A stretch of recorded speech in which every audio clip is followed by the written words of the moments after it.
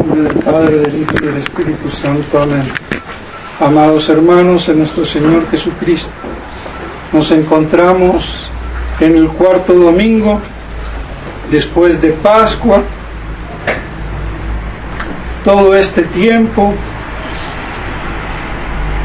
después de la resurrección y antes de la ascensión de nuestro Señor Jesucristo, el tiempo pascual de 40 días, durante los cuales nuestro Señor permaneció aquí en la tierra después de resucitar y viéndose con sus discípulos. Y vemos aquí en el Evangelio de hoy que es como la primera parte del Evangelio del domingo pasado, es el mismo texto y es el mismo discurso ante la tristeza de los apóstoles por los anuncios que ya preveían de la pasión y muerte de nuestro Señor. Y nuestro Señor, para alegrarlos, les habla. Y vemos en el Evangelio de hoy que les promete el Paráclito. Normalmente se traduce por Consolador, aunque el padre Castellani dice que no es muy exacta la traducción. Yo creo que porque Consolador pareciera que el Espíritu Santo fuera un pañuelo de lágrimas, y en ese sentido no es un pañuelo de lágrimas. En medio de un mundo sentimentalista, sino que es el gran fortificador, consolidador, sostén de la iglesia, el puntal que sostiene la iglesia. Y ese es el sentido de Paráclito, que es difícil traducirlo exactamente para que dé la idea de lo que significa ese término en griego. Y vemos cómo nuestro Señor les dice, les interroga: ¿cómo? No me preguntáis a dónde me voy. Saca el tema. Y lo saca porque justamente quería, a través de todo esto, anunciar su partida. Y queda claro porque se va al Padre. Es asombroso que esto no se haya, incluso entre los padres de la iglesia, visto con esa claridad pristina que tiene el texto. Pero creo que es por faltar esa perspectiva apocalíptica que sí la tenía San Agustín. Porque incluso San Agustín fue milenarista, y en el sentido del milenarismo patrístico, no el herético, judaico, pero que cambió de posición y se pasó al alegorismo exegético, siguiendo a Ticonio, un gran hereje, lamentablemente hay que decirlo, en esa alegoría exegética, y a instancias de San Jerónimo, que fustigaba el milenarismo craso o judaico cuyas reminiscencias son las de los testigos de Jehová y la de todos casi los protestantes, que ese es su resorte en el fondo de que les da tanto éxito. Claro que ayudados también por el espíritu demoníaco, ¿no? Y que decir, que aproveche la imbecilidad de la gente. Pues bien, por eso San Agustín cambia. San Jerónimo no distinguía o no hizo la distinción, y de ahí para acá la interpretación literal quedó relegada. Pues bien, San Agustín de todos modos es el que pone en claro de que ese poco de tiempo que ya vimos, que no lo verán, que después lo volverán a ver, y que sale a relucir aquí, es el mismo pasaje del cual está tomado el Evangelio de hoy y del domingo pasado,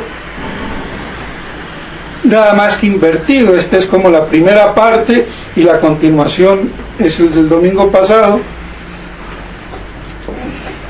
Vemos claramente que nuestro Señor les dice que se va al Padre, y que conviene que se alegren, que se dejen de tristezas, tanto porque se va y tanto porque lo van a llevar al matadero. La consternación de los apóstoles.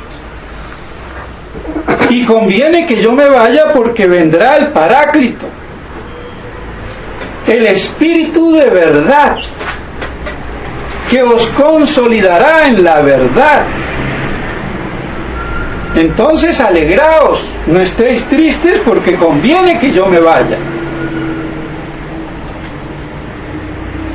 Y Él os convencerá en cuanto al pecado, al mundo, lo convencerá de su pecado, de la injusticia que han cometido con Él, y por eso del juicio sobre el mundo,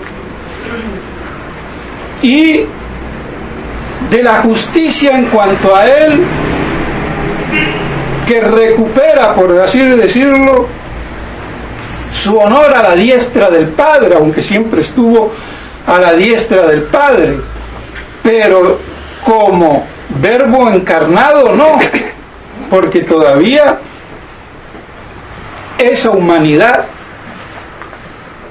no estaba a la diestra del Padre, no había ascendido, aunque nuestro Señor Jesucristo como verbo siempre estuvo con el Padre, nunca se separó. Pues bien, el Espíritu de verdad consolidará en la verdad a la Iglesia.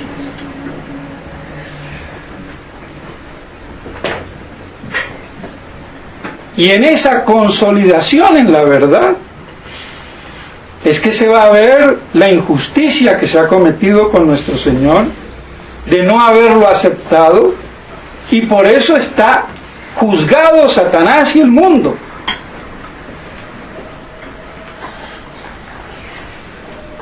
También se ve que en cuanto a nuestro Señor se hace justicia, porque asciende al Padre, lleva su humanidad y con ella es como si también nos arrastrara a nosotros, esperándonos en el cielo si le somos fieles. Y se comprende así y se ve cómo entonces el Espíritu Santo mostrará el pecado que han cometido, tan grave, de ese rechazo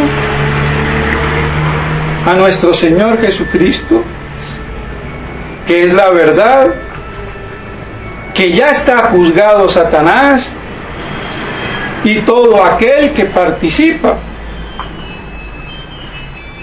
en ese mal. Y en cuanto a la justicia que hay de que Él ascienda al Padre, llevando la humanidad, su humanidad, como hombre, verdadero hombre, y que el Espíritu Santo así fortalecerá a su iglesia. Y por eso conviene de que Él se vaya y que no estén tristes, ni de que va a morir, ni que se va a ir, porque si Él no sube, no puede enviar al Espíritu Santo que procede del Padre y del Hijo. Y por eso tiene Él que subir, ascender a los cielos, para enviar conjuntamente con el Padre al Espíritu Santo, que procede del Padre y del Hijo. Y es así el Espíritu de verdad y el amor consubstancial de Dios en la Santísima Trinidad. Ese gran misterio de la Santísima Trinidad que nuestro Señor les está revelando de una manera tenue, pero les está diciendo claramente que conviene que Él va al Padre y que va a enviar al Espíritu Santo. Entonces queda claro de que hay Padre, Hijo y Espíritu Santo, y que Él procede del Padre como la palabra de verdad, y el Espíritu Santo como Espíritu de amor y Espíritu de verdad. Las Escrituras llaman al Espíritu Santo Espíritu de verdad, que no hay que confundirlo con el Espíritu de verdad, que digo, con la palabra de verdad. No hay que confundir Espíritu de verdad con palabra de la verdad, que es el Verbo. Y vemos cómo en la epístola de hoy, tomada de Santiago apóstol, nos exhorta a que recibamos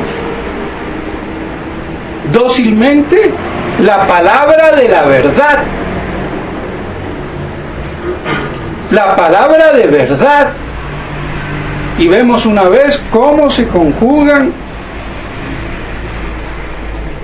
epístola y evangelio a lo largo del año litúrgico, cómo se conjugan y cómo toma forma y se explica.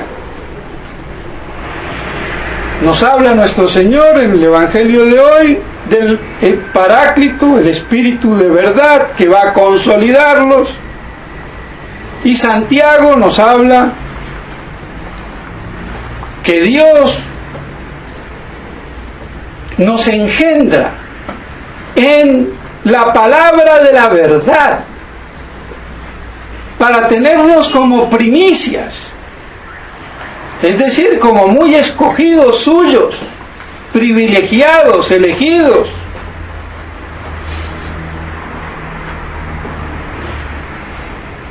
Engendrados en la palabra de verdad. Y vemos una vez más, mis estimados hermanos, lo fundamental de la trascendencia de la verdad.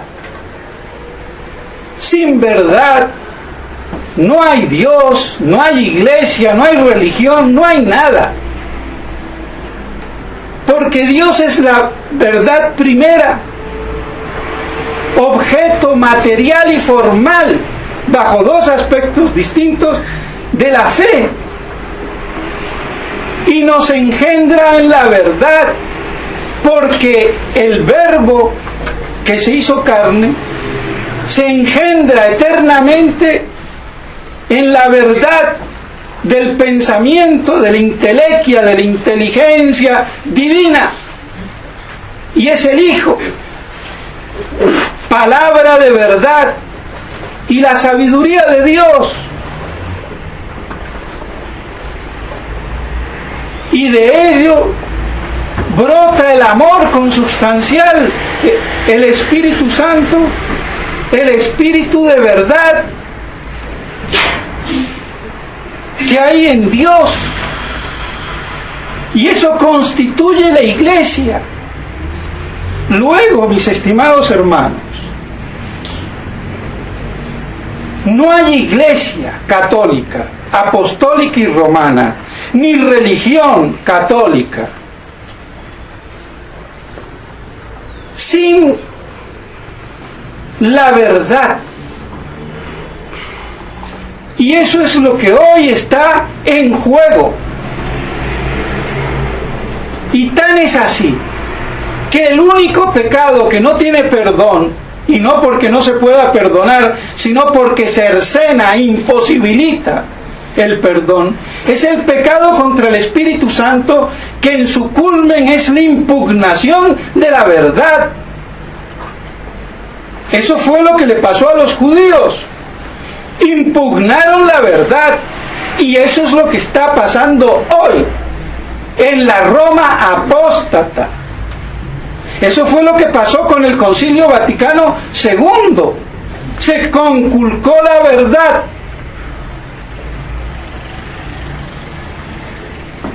Y no estuvo allí presente el Espíritu de verdad, ni la palabra de la verdad, sino del error.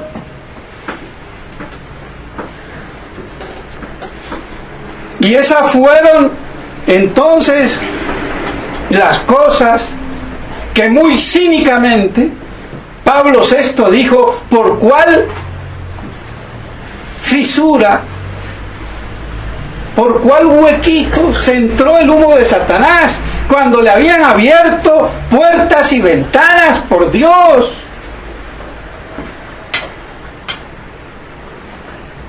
Y eso es lo que quieren hoy, que la tradición católica, que la fraternidad sacerdotal San Pío X claudique. Y lamentablemente no tiene ningún obispo que la defienda,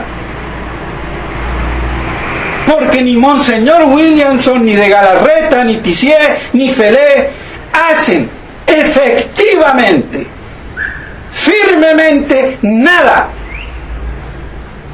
Y aun cuando dicen que no están muy de acuerdo,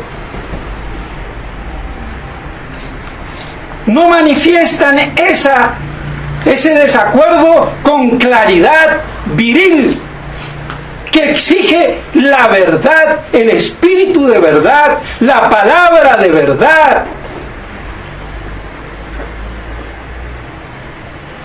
La Iglesia no es un cuento de conventilleras chismosas, ni una secta masónica judía donde se ambula en el secreto.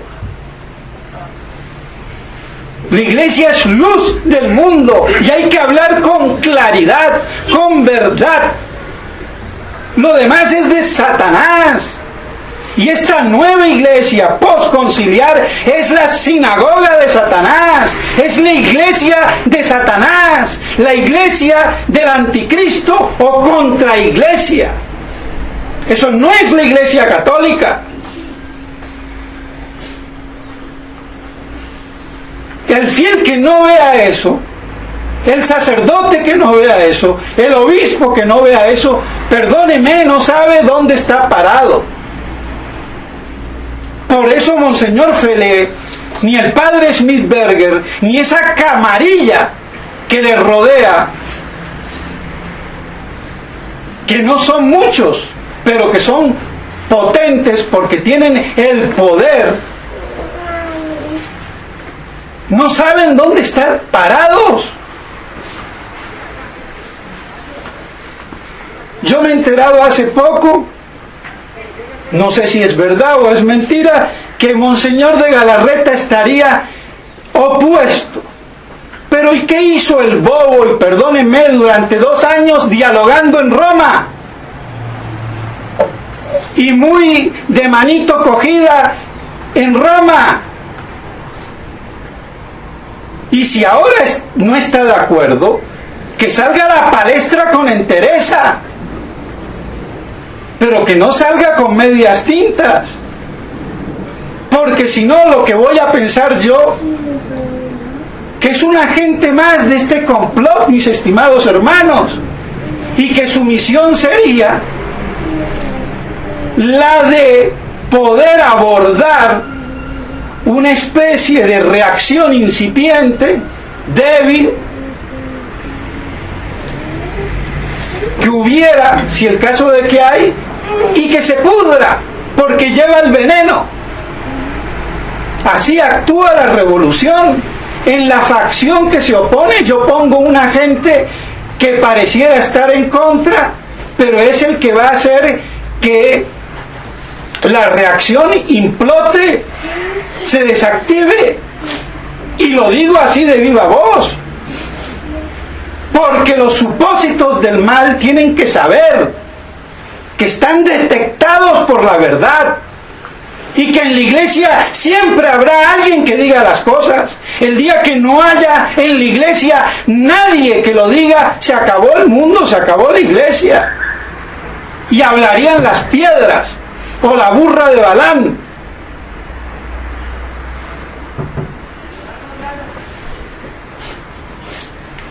Y yo no juzgo a nadie, pero sí digo las cosas en su derrotero y posibilidades, para que actúen con claridad. Tanto Monseñor de Galarreta como Monseñor Williamson. Y si es verdad que ellos son tan opuestos ahora, ¿por qué diablos no toman contacto con los sacerdotes que han sido víctimas de esto?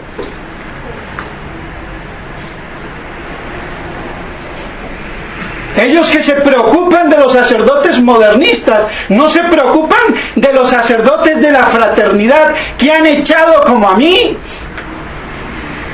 o como el padre Seriani que se ha tenido que ir, el padre Turco, ahora el padre Grosso. ¿A dónde está la paternidad de ellos? Es grave, mis estimados hermanos. ¿O es que le duele decir que se habían equivocado? Pues lo tienen que decir, que se han equivocado.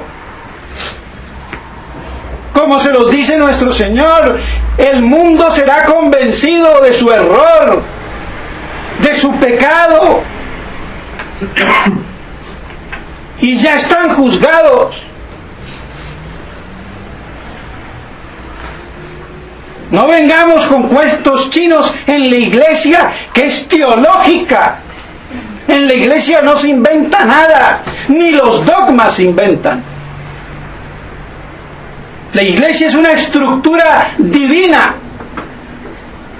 y por eso es indestructible, aunque sus miembros, aunque sean papas, cardenales, son hombres de carne y hueso defectibles y pueden claudicar. Y el que quiera hablar de infalibilidad en la iglesia, ya es sabido que la iglesia es infalible cuando expone la verdad, y que el Papa goza solo de esa infalibilidad cuando expone la verdad,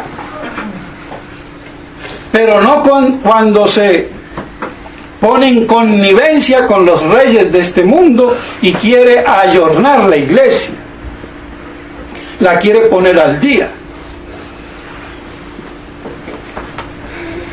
La autoridad en la iglesia, lo he dicho y diré 100,000 veces, no está para destruir, sino para construir. Y el que destruye se ilegitima en el ejercicio de su poder.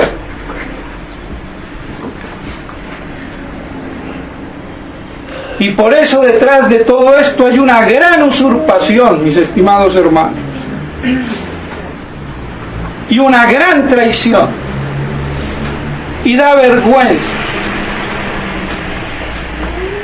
de que no haya verdaderamente nadie que lo diga. Y todo eso hace pensar una vez más, por si fuera poco, en los tiempos apocalípticos. Si no son abreviados, nadie se salvaría por todo esto. ¿Quién se va a salvar si ya no hay el Espíritu de verdad? Si ya no hay la palabra de la verdad en la cual somos engendrados.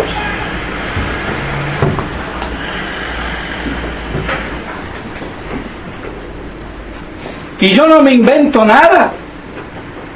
Están las Escrituras, está el Evangelio de hoy y la Epístola de hoy.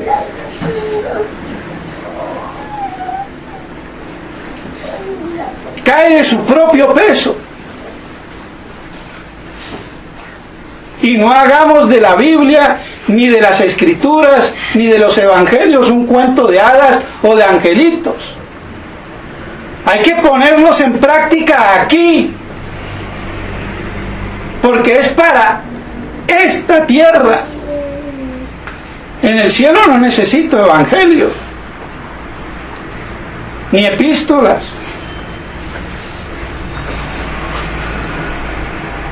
Porque estaremos en la contemplación de la Trinidad de Dios, del Verbo de Dios, de la palabra de Dios, del amor de Dios. Entonces, saquemos de allí el mensaje espiritual, pero de espiritualidad viril, no de monjitas bigotudas que se escandalizan de cualquier cosa, como las imbéciles vírgenes que se condenan. Y para que vengan los comunistas a decir que la iglesia y la religión es cuestión de mujeres. Sí, de mujeres y de imbéciles que han dado esa imagen a la iglesia.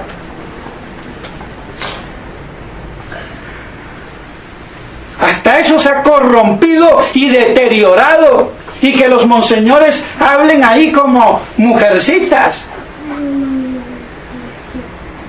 Y que por eso entonces se dé el lujo Chávez de decir, vino a hablar el nuncio conmigo y ni me miraba y con la voz bajita. Sí, porque tienes un nuncio afeminado.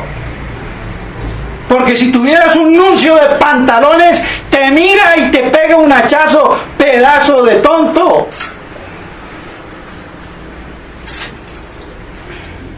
Porque los hombres miran a la cara.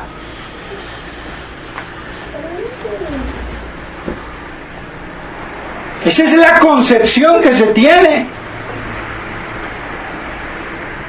Y por eso muchos ni quieren a veces entrar y se justifican su ateísmo por esas estupideces feminoides del clero y de los fieles y de los sacerdotes.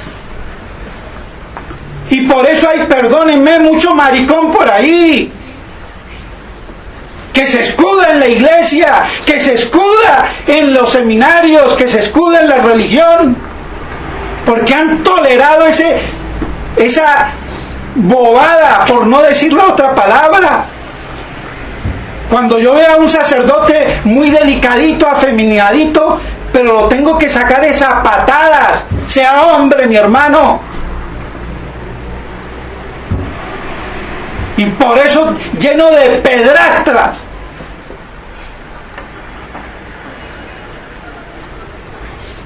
Lamentablemente. Y la culpa es de todos. Porque al primer bobito que vería uno ahí medio amaneradito, para afuera. Pero no, como eso es santidad, eso es virtud, eso es bondad. Perdónenme, mariconería pura, que me da asco. Y el que se escandalice de mis palabras, que se escandalice primero de toda esta putrefacción hecha santidad, espiritualidad, virtud. Eso no es ni virtud, ni santidad, ni espiritualidad. Perdónenme, pero las cosas como son. Y es hora de que alguien ya lo diga. Porque no creo que nadie en la iglesia, que yo sepa, ha dicho estas cosas como las estoy diciendo yo. Y no porque me la dé ni de más ni de menos. Y no tengo miedo de que me corten la cabeza. Bendito sea Dios, me hacen mártires. Perdónanos, Señor, por lo imbéciles que son.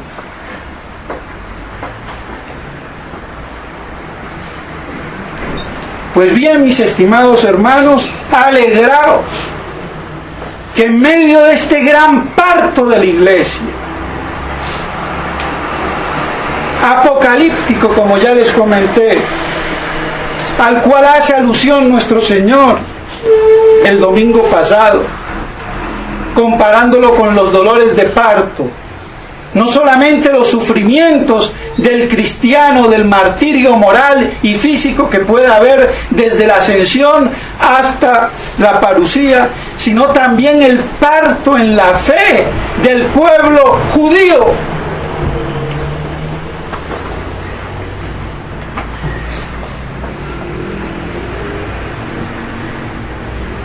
La conversión, que será a última hora, en el último instante del último segundo, cuando vean bajar a Jesús en gloria y majestad. Por lo menos esa es la señal que nos dan los evangelios, si lo sabemos mirar. Y ese es el gran parto. Y la gran furia de Satanás. Y debemos de alegrarnos porque pase lo que pase, la iglesia es mantenida, aunque sea reducida a un pequeño rebaño, hasta que el mal sea destruido por la presencia de Cristo. Es mantenida por el Espíritu de verdad. Aunque nos toque vivir en el desierto, en la excomunión con este mundo podrido e impío. Y a esas excomuniones es la que le tiene miedo Monseñor Felé. Cuando antes ellos mismos habían dicho que era una gloria. ¿Acaso no firmaron una carta en el año 88, si mal no recuerdo, donde le decían a Roma que se querían hacer partícipes de las excomuniones de Monseñor Lefebvre y de Monseñor de Castromayer y de los obispos que habían supuestamente quedado excomulgados, que se querían hacer todos partícipes, porque eso sería una gloria. Y no han dicho después el mismo de Galarreta, el mismo Felé, el mismo Berger, que eso les impedía hacer apostolado, que eso les cerraba las puertas, que eso les daba mala imagen, que eso les afectaba, pero están diciendo exactamente lo contrario. Es que son tan tontos que no se dan cuenta. Y esa carta existe. Pues bien, mis estimados hermanos, con la trascendencia de la verdad, consolidados en la verdad del Espíritu Santo, habiendo sido engendrado en la palabra de la verdad del Verbo eterno, mantenernos firmes, pase lo que pase. Y esos serán los heroicos, fieles, perseguidos de los últimos tiempos apocalípticos. Eso es lo que quiere nuestro Señor en esta hora. No mañana, hoy. Mañana es tarde. Para que así, aunque perseguida, la iglesia siempre sea luz. Y por fin se disipen totalmente las tinieblas cuando aparezca Cristo Rey bajando de las nubes.